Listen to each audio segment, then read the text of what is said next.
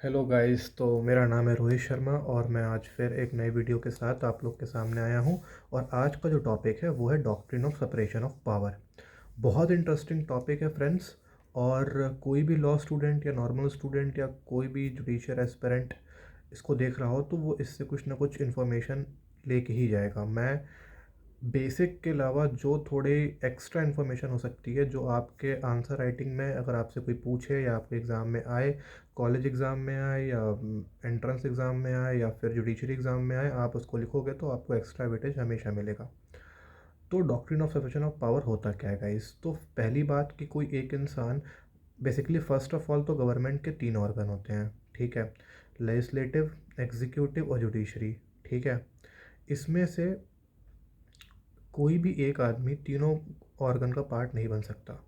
दूसरी बात, कोई भी एक ऑर्गन किसी और ऑर्गन के काम में इंटरफेयर नहीं कर सकती। तीसरी बात कि कोई भी एक ऑर्गन किसी और ऑर्गन का फंक्शन परफॉर्म नहीं कर सकती या उसका जो स्फेयर है उसमें इंटरफेयर नहीं कर सकती। तो ये बेसिकली मतलब होता है जो doctrine of separation of power का।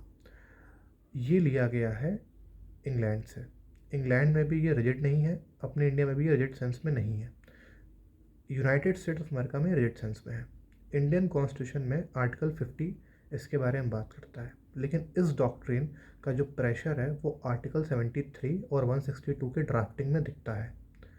अगली जो इम्पोर्टेंट बात है, आप इसको फैमिली लॉ से रिलेट कर सकते हैं। ध्यान से सुनिएगा। स्मृति हम फैमिली लॉ में पढ़ते हैं, सोर्सेज ऑफ हिंदू लॉ में।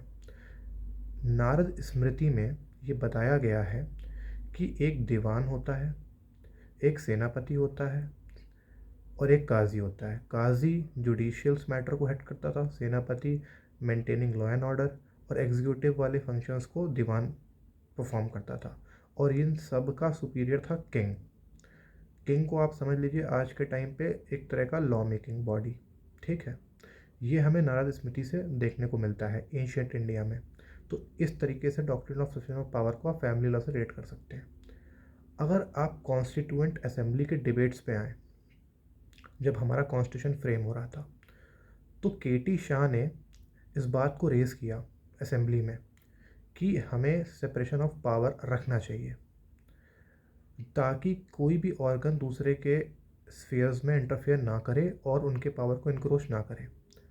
बट दूसरे जो मेंबर्स थे उनका ये मानना था कि हम लोग पार्लियामेंट्री फॉर्म ऑफ गवर्नमेंट बना रहे हैं, पार्लियामेंट्री सिस्टम हम ले रहे हैं, और ये जो फीचर है ये एक प्रेसिडेंशियल फॉर्म ऑफ गवर्नमेंट का फीचर है।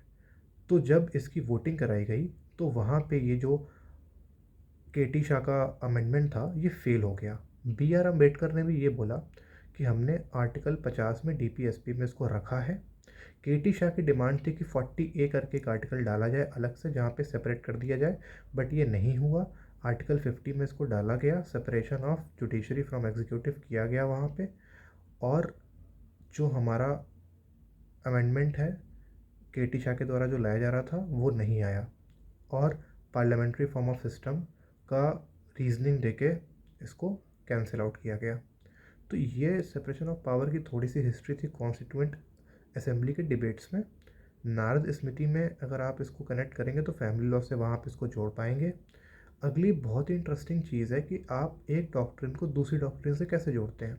तो कॉन्स्टिट्यूशन में ही doctrine of separation of power से ही निकल के आती है, या फिर इन्फ्लुएंस कह लीजिए, या फिर आप बेस्ड ऑन कह लीजिए, एक दूसरी डॉक्ट्रिन है जो हम सेकंड पार्ट ऑफ कॉन्स्टिट्यूशन में पढ़ते हैं जिसका नाम है doctrine of colourable legislation.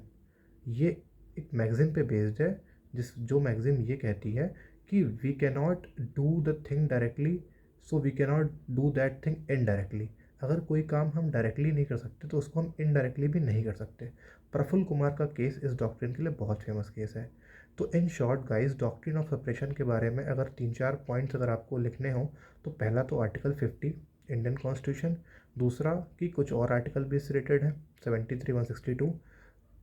Family law में अगर आप जाएँ तो नारद स्मृति पे आप कनेक्ट कर सकते हैं, कॉन्स्टिट्यूंट असेंबली का डिबेट आप बता सकते हैं, और कलरेबल लेजिस्लेशन। तो आप इस तरीके से डॉक्ट्रिन ऑफ सेपरेशन को रिलेट कर सकते हैं।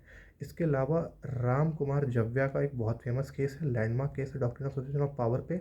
और एक केस है इंदिरा गांधी वर्सेस राजनारायण, जहाँ पे कहा गया था कि doctrine of separation of power is a basic structure of Indian constitution. So guys, I hope कि आपको इस वीडियो में कुछ इन्फॉर्मेशन मिली हो doctrine of separation of power के बारे में। अगर आपको अच्छा लगा हो ये वीडियो तो guys please like and subscribe, and thank you for listening.